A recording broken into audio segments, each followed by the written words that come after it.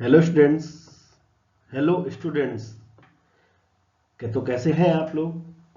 I hope आप सब बहुत अच्छे होंगे। तो हम चलते हैं एक नए टॉपिक पे, रे ऑप्टिक्स। ये वन शॉर्ट लेक्चर होगा ताकि आप बोर्ड एग्जाम के लिए अच्छे से प्रिपेयर कर सकें। साथ साथ नीट जेई में जिसे रिवीजन करना है उसके लिए वन शॉट बहुत अच्छा हुआ है। इसमें हम करेंगे मोस्ट इंपॉर्टेंट डेरिवेशन के बारे में डिस्कशन। जितने भी आपके रे ऑप्टिक्स के डेरिवेशन है वो सारे इस पे आ जाएंगे। थ्योरी पोर्शन में क्या क्या क्वेश्चन बन सकते हैं वो आपको बता दूंगा। साथ ही साथ जो इंपॉर्टेंट रे डायग्राम है जिसमें आप सभी को दिक्कत आती है वो आपको डिस्कस कर लिया जाएगा। तो आते हैं पहले टॉपिक पे। इस पे क्या होगा, रिफ्लेक्शन। तो व्हाट इज रिफ्लेक्शन। तो मान के चलिए एक लाइट है, एक सरफेस है, इस पे एक लाइट आ रही है और ये टकरा रही है। टकराई तो इस पॉइंट को लगा आप क्या करेंगे, नॉर्मल ड्रॉ कर देंगे। नॉर्मल मतलब परपेंडिकुलर टू द सरफेस। तो मान के चलिए ये टकरा के ऐसे चली गई तो क्या इंसिडेंट आपका रिफ्लेक्शन है। तो यहां से जो पढ़ने वाली चीज होती है कि एंगल ऑफ इंसिडेंस है और एंगल ऑफ रिफ्लेक्शन है और आपका नॉर्मल है। ठीक है, इसको एंगल इंसिडेंट रे बोलते हैं, इसको रिफ्लेक्टेड रे बोलते हैं। तो आपको पता है क्या था, लॉ ऑफ रिफ्लेक्शन। तो पहला लॉ क्या है आपका, एंगल ऑफ इंसिडेंस बराबर angle of reflection. Second, incident ray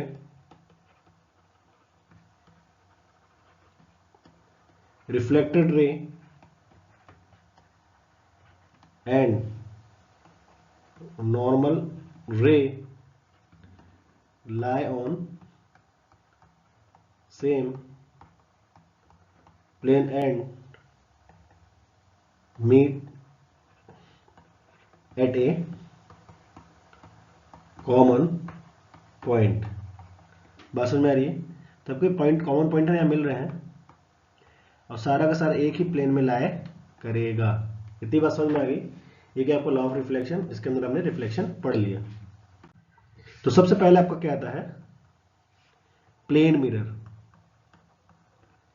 क्या आता है आपका, प्लेन मिरर। प्लेन मिरर पढ़ने से पहले आप समझिए क्या होता है।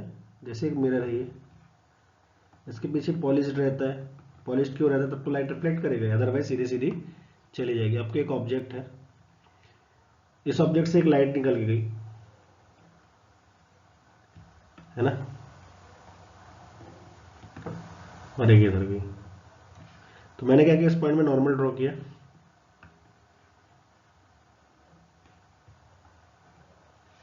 और आपकी एक लाइट रिफ्लेक्ट होके चली जाएगी। अब लाइट तो रिफ्लेक्ट होकर कैसे जा रही है, क्या आगे कहीं मिल सकती है, क्या नहीं जाएगी ना, क्योंकि डिस्टेंस बढ़ती जा रही है। तो हम क्या करेंगे, पीछे एक्सटेंड कर देंगे ऐसा, तो किसी पॉइंट में जाके मिलेगी। ये आपका ऑब्जेक्ट इधर क्या बन जाएगी, इसकी इमेज। अब थोड़ा देखने वाली बात ये है कि इसमें कोई प्लेन मिरर है, एकदम प्लेन। तो देखने वाली चीज है कि एक्चुअल में लाइट यहां से आ रही है क्या, क्या लाइट एक्चुअल में यहां से आ रही, नहीं, बट एज्यूम हो रहा है आपको कि लाइट यहां से आ रही है। तो मतलब ये कैसी इमेज है, वर्चुअल इमेज। और ये कैसा ऑब्जेक्ट है, रियल ऑब्जेक्ट। रियल मतलब जहां से अज्यूम कर रहे हैं वहीं से लाइट आनी चाहिए, और जहां से अज्यूम कर रहे बट एक्चुअल में लाइट वहां से नहीं आ रही उसे क्या बोलते हैं, वर्चुअल। और जहां से आ रही उसे क्या बोलते हैं, रियल। तो प्लेन मिरर कैसी इमेज बनाता है, वर्चुअल इमेज, साथ ही साथ सेम साइज की बनाता है। साथ में ये भी बोल सकते हैं कि जितनी डिस्टेंस यहां से यहां तक की है, अगर ये x है तो ये भी कितना होगा, x होगा। मतलब दोनों डिस्टेंस क्या होती है, सेम होती है ना। Distance between mirror and object and mirror and image will same. बस समझ में कि आपका क्या है, प्लेन मिरर है। प्लेन मिरर ज्यादा आपका कोर्स में नहीं है, आपको बेसिक बस पता होना चाहिए। इसके बाद आता है आपको जो मोस्ट इंपॉर्टेंट है वो क्या है, spherical mirror. Spherical mirror. Spherical mirror क्या होता है, समझिएगा। जैसे आपका एक स्फेयर है, उसको मैंने कट कर दिया, कुछ ऐसा मिलेगा, पार्ट एक अंदर का एक बाहर का। मान चलिए अपने अंदर वो लगा दी, पॉलिश कर दिया, इसमें बाहर किया, उस पर अंदर किया, तो जब अंदर वाली साइड से रिफ्लेक्शन हो रहा है तो इसे क्या बोलते हैं? Concave mirror. जब बाहर वाली साइड से तो क्या बोलेंगे? Convex mirror. बात समझ में आ गई? जब अंदर वाली साइड से रिफ्लेक्शन उसे बोलते हैं कॉनकेव मिरर, जब बाहर वाले से होता है उसे क्या बोलते हैं? Convex mirror. दो टाइप्स के आपके मिरर होते हैं। तो उसमें समझते हैं होता क्या है कि मान के लिए आपका एक मिरर है, तो ये इसका एक सेंटर पॉइंट होगा, इसे क्या बोलेंगे? सेंटर, या फिर पोल। एक परपेंडिकुलर लाइन आएगी जो उसके सेंटर से होकर जाएगी, इसे क्या बोलेंगे? Principal axis. ठीक है, अब ये किसी स्फीयर से काटा गया तो उसका सेंटर होगा ना, तो ये, तो इसे क्या बोलेंगे? इस सी को क्या बोलेंगे? Centre of curvature. ठीक है, अब सेंटर से और इसके बीच एक सेंटर पॉइंट आएगा, जैसे फोकस बोलते हैं। क्या बोलते हैं? फोकस। फोकस क्या होता है? जब सारी लाइट इनफाइनाइट से आके इस पे गिरेंगी और तो ये कन्वर्ज होंगी, कहाँ पे होंगी? फोकस पे होंगी। ठीक है, और ये क्या होता है? अगर इस रेडियस ऑफ कर्वेचर आपका आर है तो ये कितना होता है? r/2। इसका आगे प्रूफ भी देखेंगे, बट अभी बेसिक टर्मिनोलॉजी हमें पता होनी चाहिए। इतना क्लियर है सभी को? आई होप यहां तक सबको समझ में आ गया। इसका डेरिवेशन करके देखते हैं। Derivation of mirror formula. देखो पता होना चाहिए, एग्जाम में अभी तक पूछा नहीं गया ये, क्योंकि वो लेंथ से ही क्वेश्चन पूछते, बट ऐसा तो है नहीं कि पूछ नहीं सकता। ये आपका मिरर है, ये आपकी लाइन आ रही है। ठीक है, मान के चलो कि लाइट आई इस पॉइंट से, इधर टकराएगी और रिफ्लेक्ट होके ऐसे चलेगी। किसी को डाउट? थोड़ा इसको और बड़ा कर लेते हैं ताकि समझने में आसानी हो।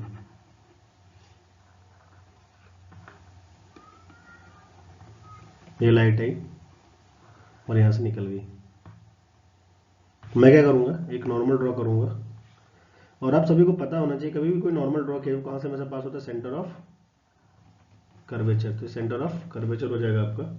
ठीक है, तो अगर एंगल थीटा, तो ये भी कितना होगा? Theta angle of incidence equal to angle of reflection. ये मान के चलिए कितना है? अल्फा। ये कितना है? बीटा। ये कितना है? गामा। तो यहां से यहां तक की डिस्टेंस, इसको ए बी सी मान लो, इसको ओ मानोगे तो ए ओ डिस्टेंस ऑफ क्या है? ऑब्जेक्ट। ठीक है, सी ओ डिस्टेंस ऑफ इमेज। ठीक है, इमेज ये बन रही ना, और आपका जो क्या है, ये बी था सॉरी, है ना, और आपका क्या है? ओ बी, वो क्या है? Radius of curvature. तो आप इधर से बोल सकते हैं कि अल्फा प्लस थीटा बराबर बीटा, अल्फा प्लस थीटा बराबर beta, sum of two adjacent opposite interior angle is equal to exterior angle. वैसे बीटा प्लस थीटा बराबर गामा। ठीक है, दोनों को जोड़ दो, तो अल्फा माइनस बीटा बराबर beta minus gamma, alpha plus gamma बराबर 2 बीटा। अल्फा कितना है? यहाँ से यहाँ तक डिस्टेंस h मान लो, या फिर कुछ मान लो m मान लो इधर पे, तो एम ओ डिवाइडेड बाय क्या होगा? A O plus gamma M O divided by C O is equal to 2 times beta, beta ये है ना, एम ओ डिवाइडेड बाय कितना है ये? D O. डी ओ, तो एमओ एमओ सारे काट दो, तो 1 अपॉन ए ओ कितना है ये? 1 ए ओ का डिस्टेंस ऑफ ऑब्जेक्ट इसे मान लो u, तो u C O distance of image से मान लो v, 1 upon v equal to 2 D O. D O D यहाँ से आता है, डी ओ क्या था आपका? है ना, हम बी माना था हमने, तो ठीक है बी मान लो, इसे बी है ये, तो बी ओ क्या है आपका आर, जैसे मानो 2/r, ठीक है। तो आपका है 1/v plus 1/u equal to 2/r, यही आ गया। अब मैंने आपको चीज पहले बोला था कि r/2 इक्वल टू क्या होता है f फोकस, तो यहाँ बोल सकता हूँ 1/v plus 1/u equal to 1/f, यही क्या आपका मिरर फॉर्मूला होता है, ठीक है। इसी में टर्म आती मैग्निफिकेशन, इसका डेरिवेशन नहीं पूछता, ये सीधे आपको पता होना चाहिए। Magnification is equal to height of image divided by height of object, ये होता -v डिवाइडेड बाय u। कोई दिक्कत वाली बात नहीं, बिल्कुल समझ में आ गया सभी को। v क्या है इमेज डिस्टेंस, u क्या है ऑब्जेक्ट डिस्टेंस, ये आपको पता होना चाहिए। तो ये आपका मिरर को लेके था। अब थोड़ा और इस पे बातें कर लेते हैं। फर्स्ट केस किसका है,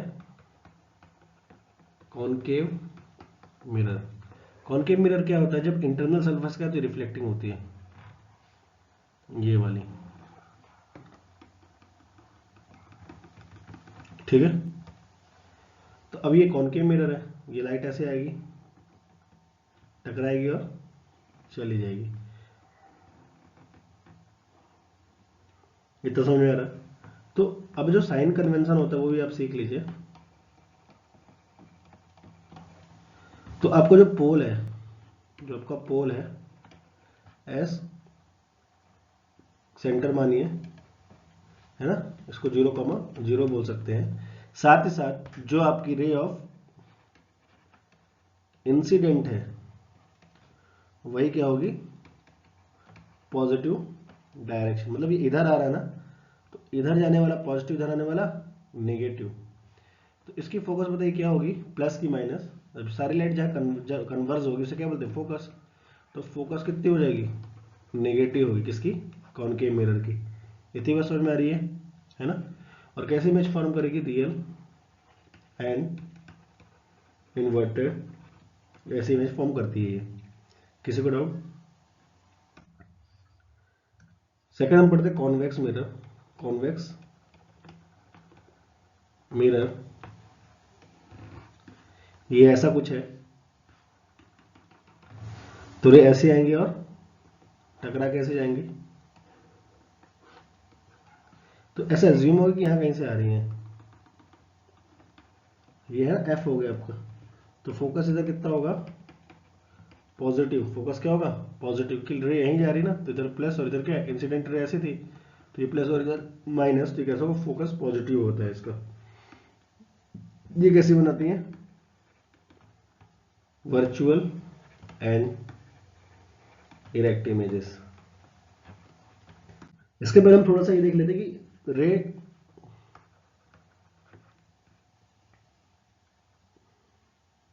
कैसे काम करती है ना। रेज ट्रेसिंग मान लो,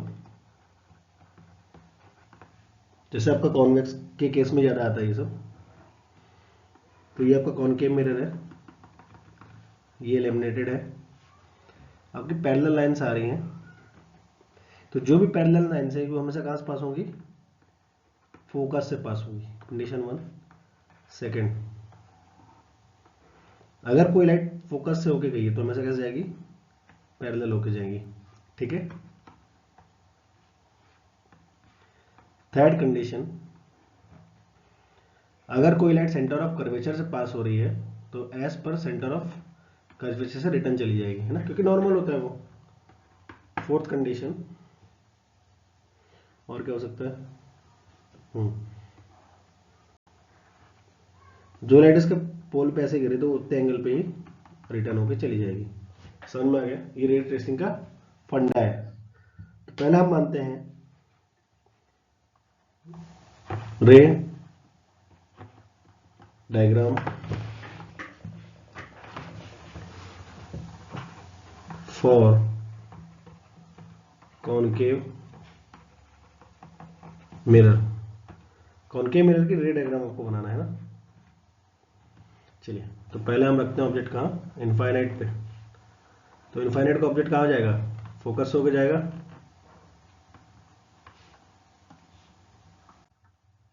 सॉरी,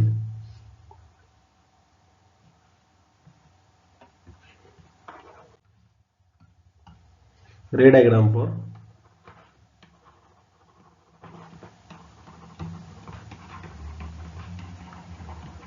कॉनकेव मिरर।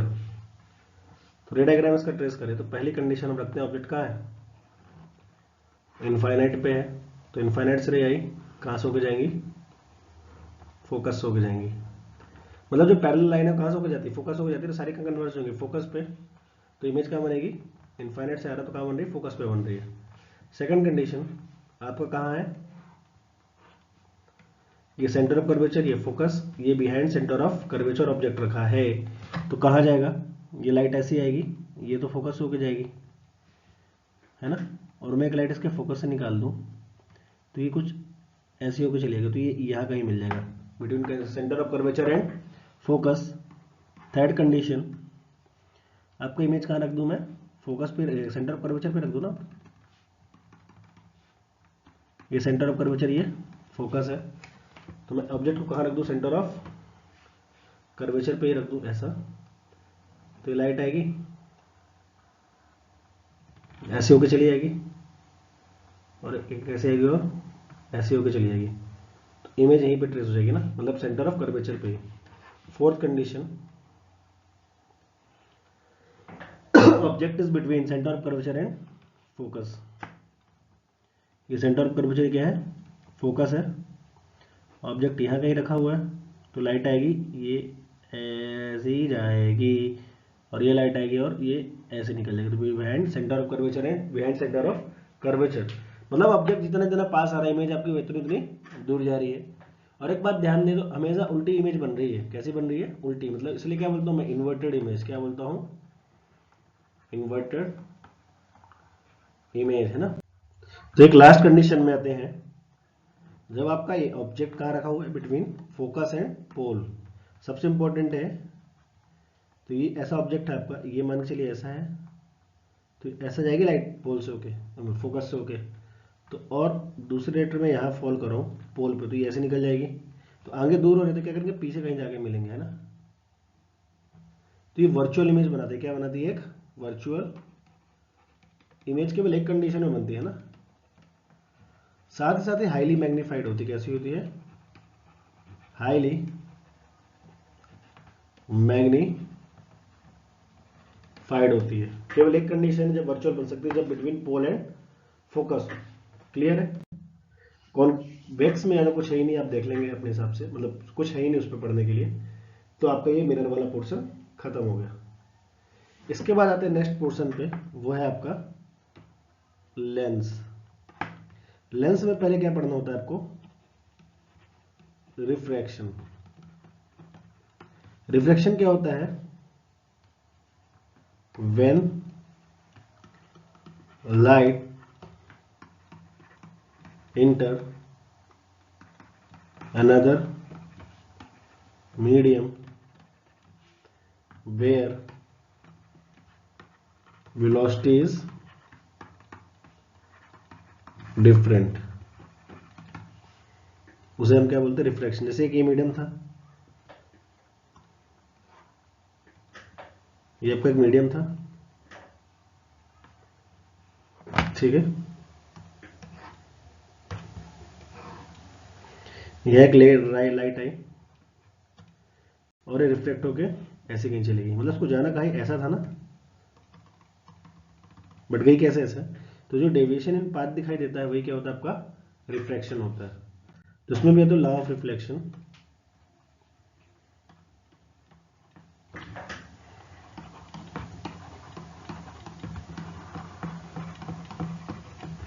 क्या होता है, पहला तो ये होता है इंसिडेंट रे, रिफ्रैक्टेड रे and normal all lie in single plane as well as meet at a common point। दूसरा स्नेल्स लॉ होता है आपका sine I divided by sine are is equal to mu two divided by mu one. अब इसको हम समझते हैं mu two divided by mu one क्या होता है। पहले तो आप समझिए साइन आर ही क्या होता है। जैसे फर्स्ट मीडियम रे क्या है, सेकंड मीडियम है, ये आपका नॉर्मल है। आपकी रे आई तो नॉर्मल से बनाई हुई एंगल ऑफ इंसिडेंस होगी, और ये कुछ ऐसी चली गई तो ये एंगल ऑफ डिफ्रैक्शन। ठीक है, तो साइन आई साइन आर समझ में आ गया। अब रिफ्रैक्टिव इंडेक्स क्या होता है वो समझते हैं। रिफ्रैक्टिव इंडेक्स इसे हम म्यू से रिप्रेजेंट करते हैं, या फिर एन से कई जगह लिखा हुआ मिल जाता है। तो what is refractive index? Refractive index क्या होता है? Velocity of light, speed of light वही, in vacuum divided by speed of light in medium. इसको स्पीड ऑफ लाइट कर लो, ज्यादा आपको याद रहेगा। तो speed of light in vacuum divided by speed of light in medium. ठीक है, तो ये क्या होता है आपका म्यू एक प्रकार से रेशियो है। कैसे होगी? Unitless quantity and dimensionless quantity होगी। तो इसका मान के चलिए म्यू वन है, इसका कितना है? म्यू टू है। तो आपकी जो लाइट है म्यू वन से कहाँ गई है? म्यू टू पे गई है। तो स्नेल्स लॉ क्या बोलता है? Sine I divided by sine are is equal to mu two divided by mu one. जहां जा रही जहां से आ रही है उसको ऐसे लिखना, mu two divided by mu one. I think आप सभी को क्लियर होगा। किसी को कोई दिक्कत हो तो आप मेरे से पूछ सकते हैं कमेंट में अपनी दिक्कतों को लिखकर। ठीक है, यहां तक सभी को समझ में आ गया? ठीक है, तो इस पे पहले हम एक कॉन्सेप्ट को समझते हैं, रेयर टू डेंसर। मान के चलिए कि एक लाइट है आपकी, ये रेयर मीडियम है, दूसरा वाला आपका डेंसर मीडियम है। मैंने एक नॉर्मल ड्रॉ कर दिया। तो ये लाइट इधर से आ रही है, एंगल ऑफ इंसिडेंस, और ये कुछ इधर जा रही है, एंगल ऑफ रिफ्लेक्शन। तो sine I divided by sine r equal to mu two one. अगर मैं बोलूं कि mu two is greater than क्या है? म्यू वन, तो ये बोल सकते हो कि mu two one is greater than क्या होगा? वन, है ना। तो sine i is equal to mu two one sine r. अब आपको पता है कि ये वन से बड़ा है, तो आर आई से क्या होगा? छोटा होगा ना, डेफिनेट सी बात है। तो आई आर से क्या होगा? छोटा, सॉरी आर आई से छोटा होगा ना। That means I is greater than क्या हो जाएगा? आर। तो मतलब ये इसके ज्यादा पास जाएगा, तो मूव्स टुवर्ड्स नॉर्मल। कब? जब रेयर से डेंसर जा रहा है। वही जब सेकंड केस मान लो आप, डेंसर टू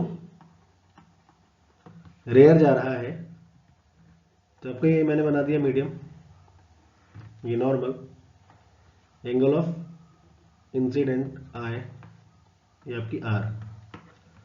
तो sine I divided by sine r, denser से कहाँ है? रेयर। इधर म्यू वन, इधर कितना है? Mu two. तो एक बात क्लियर है, mu two divided by mu one is less than क्या हो जाएगा? वन। तो sine i is equal to mu two one sine r. जब ये एक से छोटा है तो इसे बड़ा होना पड़ेगा, तो यहां से बोल सकते हो आई इज लेस देन क्या हो जाएगा? आर। तो moves away from normal. I hope आप सभी को यहां तक क्लियर होगा। अब हम करेंगे अपेरेंट डेप्थ। क्या होता है कि जैसे कोई लिक्विड है,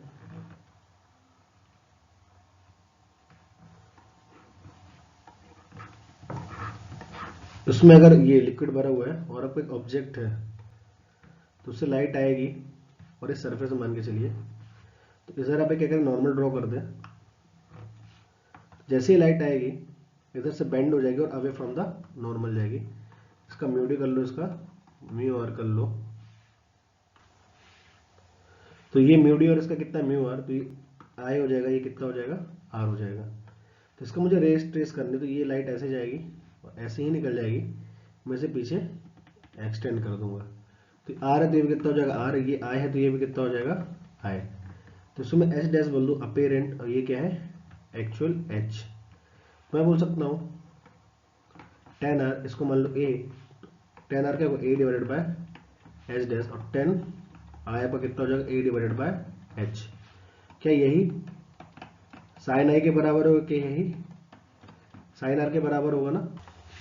तो टेन आई और आपको टेन आर मिल चुका है sine I upon sine R. तो आपका स्नेल्स लॉ क्या बोलता है, sine I divided by sine are is equal to mu R upon mu D. तो साइन आई कितना है A divided by H dash, और ये कितना A divided by sorry A divided by H है, ये सही कर ले इसे।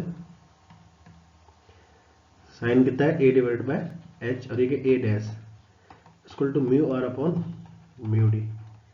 ए से ए जाएगा, इधर कितना आ जाएगा एच डैश अपॉन एच बराबर mu R upon mu D. H dash upon H is equal to mu R upon mu D. तो यहाँ से आप बोल सकते हैं एच डैश बराबर mu are mu D into H. तो आपको पता है mu R upon mu D is less then 1, तो आप क्या बोल सकते हैं H dash is less then H. तो आपको पता है apparent is less then actual. ठीक है, इसलिए आपको ऊपर चीजें उठी हुई दिखती हैं।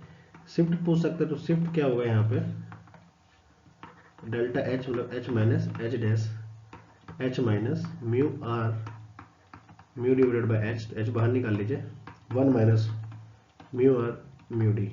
ये आपको क्या होता है शिफ्ट। आई होप आप सभी को बात क्लियर होगा।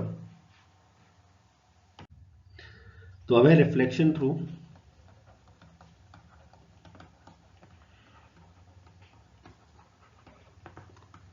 Spherical surface.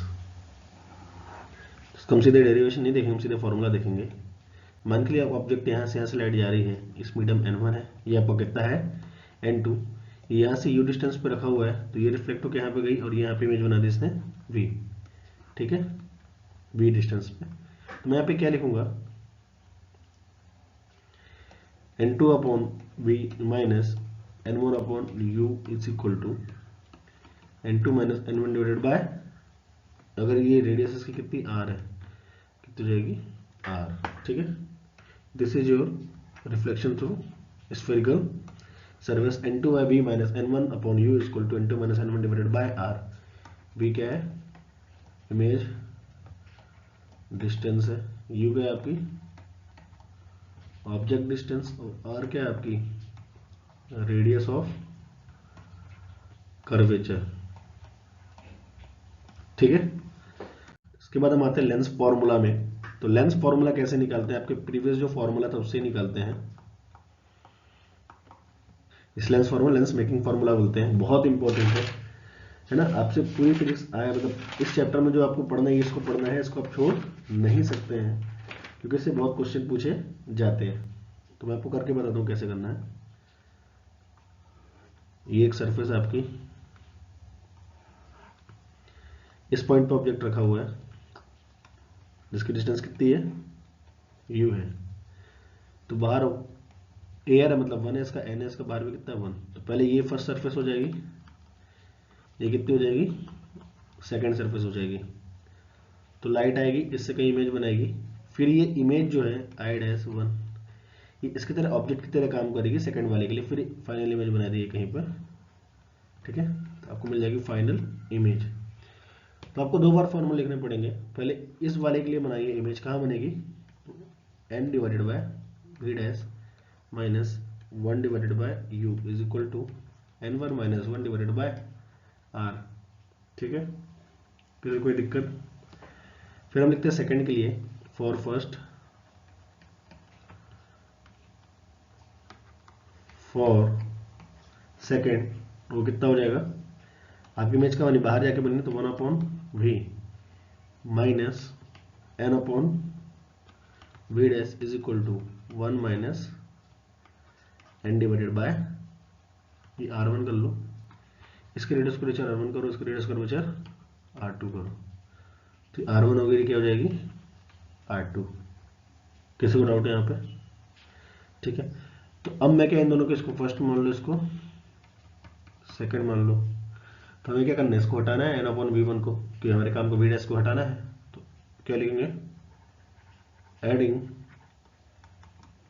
First from second, first में सेकेंड को जोड़ना है, तो कितना आ जाएगा, 1/b - 1/u is equal to n - 1/r1 minus 1 - n/r2। ठीक है, दोनों को जोड़ा है मैंने, ये जुड़ जाएंगे।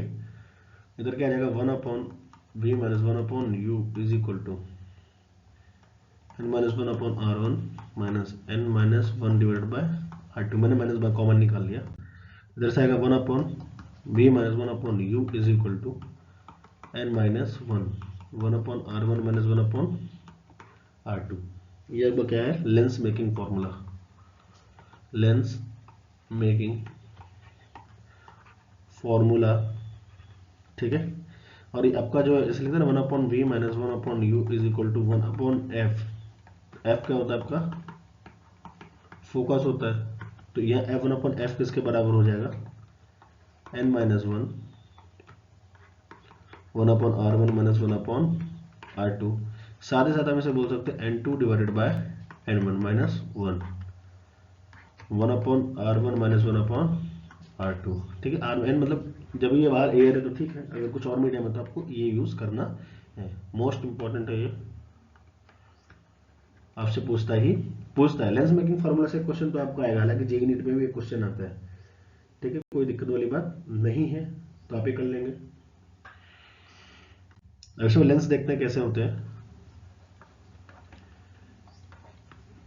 तो ये जिसमें दोनों सरफेस ऐसे ही हैं, इसे क्या बोलते हैं, कॉन्वेक्स लेंस। ऐसे तो इसे क्या बोलते हैं, कॉनकेव लेंस। तो एक थोड़ा ऐसे रेखा सी है, तो इसको बोलते हैं प्लेन हो, कॉन्वेक्स, कॉनकेव। ऐसी है तो प्लेन हो, कॉनकेव। ठीक है, इनका ऐसे नामकरण किया जाता है। तो आपको भी दो से काम है, कॉन्वेक्स एंड कॉनकेव से। तो बेसिक बता दूं, पहले हम पढ़ते हैं कॉन्वेक्स लेंस को।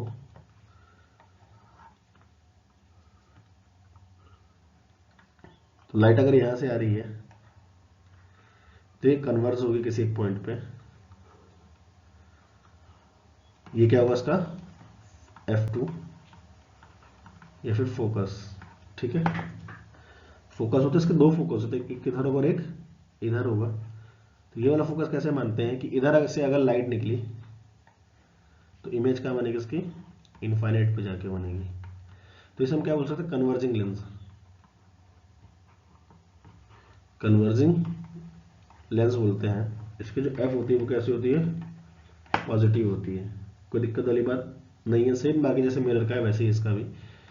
सेकंड आपका क्या होता है, कॉनकेव लेंस। कॉनकेव लेंस में क्या होता है,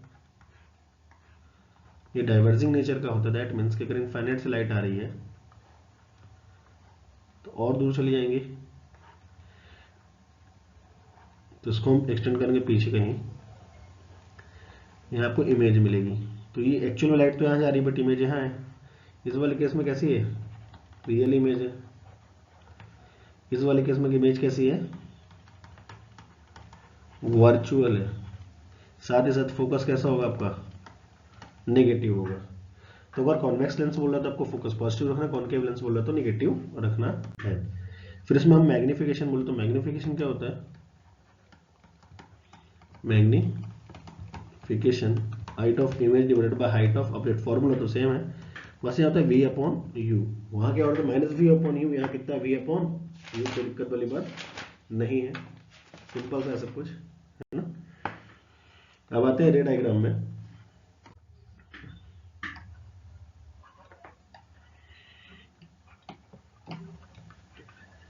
चलिए है ना, अगर इनफाइनाइट से लाइट आ रही तो कहां जाएगी, अगर parallel to principal axis light आई है तो वो फोकस से होके जाएगी।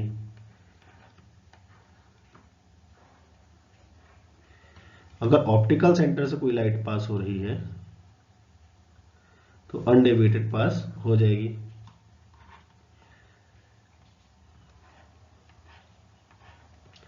कोई लाइट इसके फोकस से निकली है तो कैसे जाएगी, वो पैरेलल होके चली जाएगी। किसी कोई दिक्कत? इतने में आपके सारे रे डायग्राम ट्रेस हो जाते हैं। तो मैंने आपको लेंस फॉर्मूला बता दिया, सबसे इंपॉर्टेंट है, आपको ज़्यादा इस पर नहीं करना है, थ्योरी में इतना ही है आपके पास। फिर इसके बाद आता है पावर ऑफ लेंस पे। पावर ऑफ लेंस कहती है द रेसिप्रोकल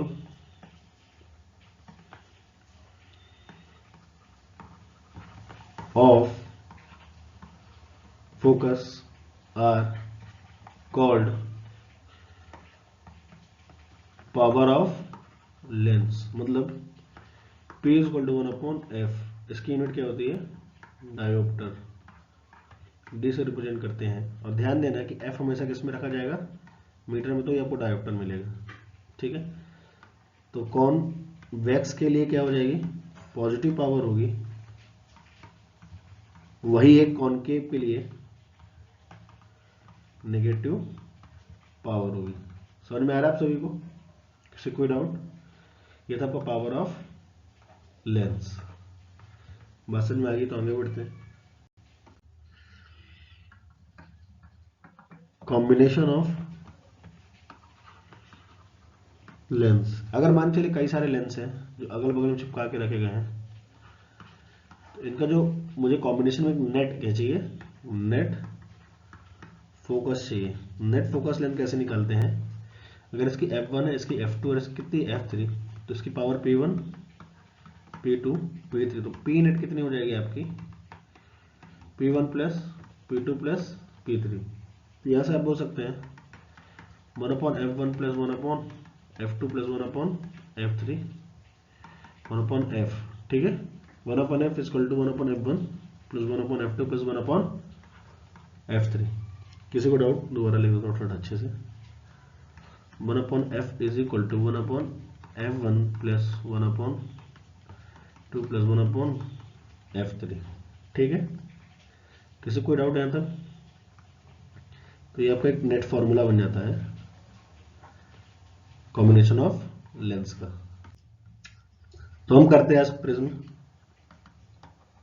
ठीक है, तो पहले हम प्रिज्म बना लेते हैं।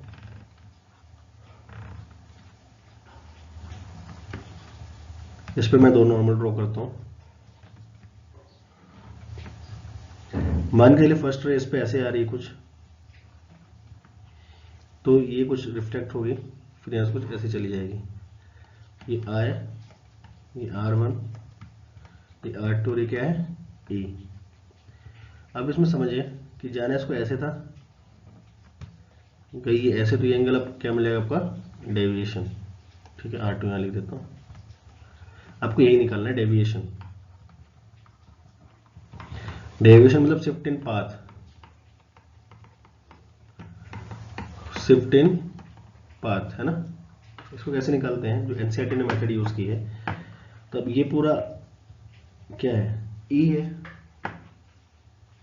है ना, तो यहां से आधा कितना हो जाएगा, आई हो जाएगा, और ये ई है तो ये यहां से आधा कितना हो जाएगा, पूरा ई हो जाएगा। थोड़ा ध्यान देंगे तो ये वाला एंगल कितना हो जाएगा,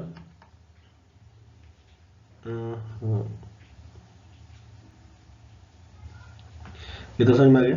ये ई, पहले तो अब ये देखो, ये 90 है और ये 90 है, तो इसका और इसका सम एंगल ए, और ये कितना है, मान चलो पहले इस ट्रायंगल में देख लो, इसको x मान लो भी। R1 plus R2 plus X equal to 180, R1 plus R2 equal to 180 minus X. अब इन दोनों को देखो तो इसका समय कितना होगा, a plus X equal to 90 180, तो a बराबर 180 माइनस एक्स। अब इन दोनों इक्वेशन को कंपेयर किया जाए, R1 प्लस R2 बराबर क्या आ जाएगा, a क्या है आपका, एंगल ऑफ प्रिज्म है आपका, क्या है, एंगल ऑफ प्रिज्म है। तो ये आ गया सब, R1 plus R2 equal to ए। इसके बाद हम और क्या कर सकते हैं,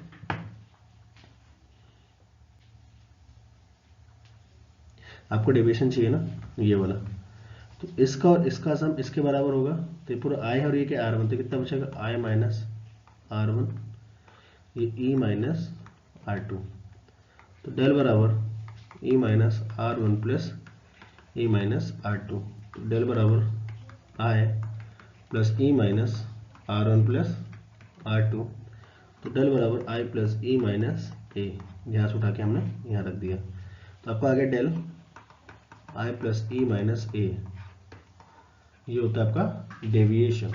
याद रखना कि R1 प्लस R2 बराबर क्या है, ये डेरिवेशन से निकाल दिया हमने। फिर आता है इसमें minimum deviation. Minimum deviation, minimum deviation क्या होता है कि जैसे जैसे आप I की वैल्यू चेंज करते हैं वैसे वैसे डेविएशन चेंज होता जाता है। तो मैं ऐसे ग्राफ बना देता हूँ, ये कुछ ऐसा जाएगा, ये क्या है डेविएशन, ये क्या है I। तो जैसे आप I की वैल्यू चेंज करते हैं आपको एक पॉइंट मिल रहा जाएगा, क्या है I है, और इधर क्या है डेल मिनिमम है। तो जो आपकी I की वैल्यू होती है उधर क्या, तो I इक्वल टू क्या हो जाता है E, तो आप यहाँ से बोल सकते हैं डेल बराबर I plus E minus R1 plus R2, यही था ना। तो डेल मिनिमा बराबर 2 times of I minus A, तो del minima plus A divided by 2 equal to क्या हो जाएगा I हो जाएगा आप सभी का। किसी को डाउट? अब स्नेल्स लॉ क्या बोलता है, sine I divided by sine R equal to N2 divided by N1। तो जो आपका प्रिज्म था,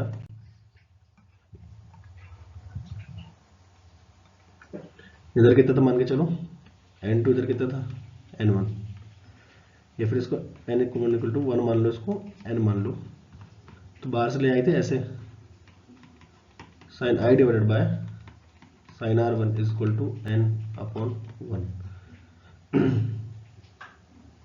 तो समझ में आ रहा है सभी को? किसी कोई डाउट?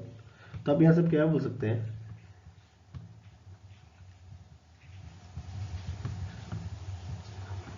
साइन I कितना आ गया था del minima plus A by 2।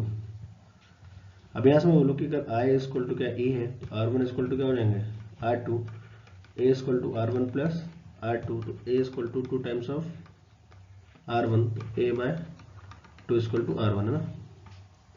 तो यहाँ में क्या sine del minima plus A by 2 divided by sine A by 2 equal to N। अब ये मान लेते हो कि नंबर बहुत छोटे हैं, sine approx equal to I, sine और अप्रॉक्स इक्वल टू R1 है ना। तो यहाँ मैं क्या लूँगा del minima A by 2 divided by पूरे का ही A बाय 2, 2 से 2 कट जाएगा, इक्वल टू N। तो del minima is equal to N A minus A, ये फिर इधर से बोल सकता हूँ del minima is equal to A N minus A. किसी को डाउट? ये आपका एक सिंपल सा फॉर्मूला आता है, del minima equal to A N minus 1। A क्या है एंगल ऑफ प्रिज्म, एन क्या है आपका refractive index of the prism, अगर बाहर वाले का 1 होता है तो। मोस्ट इंपॉर्टेंट है ये, मतलब आपका या तो इस पेपर में जो बोर्ड एग्जाम होने वाला है उसमें आपको या तो मिरर फार्मूला, लेंस फार्मूला पूछेगा आपसे डेरिवेशन में, और प्रिज्म, फुल मार्क्स क्वेश्चन आएगा ही आएगा। तो आप इन दोनों को में से एक को तो बहुत अच्छे से करके जाना है, मतलब मैं तो बोलूँगा दोनों को करके जाओ ताकि आपके मार्क्स कटने के चांसेस नहीं बचे। बट हाँ अगर ठीक है आपसे नहीं आ पा रहा तो क्या कर सकते हैं, तो आपको क्या करना है, एक को कवर अप कर लेना है। तो आपका लेंस मैंने यहाँ खत्म कर दिया है, आपका ऑप्टिकल इंस्ट्रूमेंट बाकी है जो कि हम नेक्स्ट वीडियो पे करेंगे। उसमें से भी एक क्वेश्चन बनता ही बनता है, वहाँ 3 होते हैं, एक होता है सिंपल, एक होता है कंपाउंड, फिर क्या होता है एक टेलीस्कोप। सिंपल माइक्रोस्कोप, माइक्रोस्कोप या टेलीस्कोप एक डिवाइस है ना। इसे हम नेक्स्ट वीडियो पे करेंगे, छोड़ा नहीं हमने। Thanks for watching, please like share and subscribe.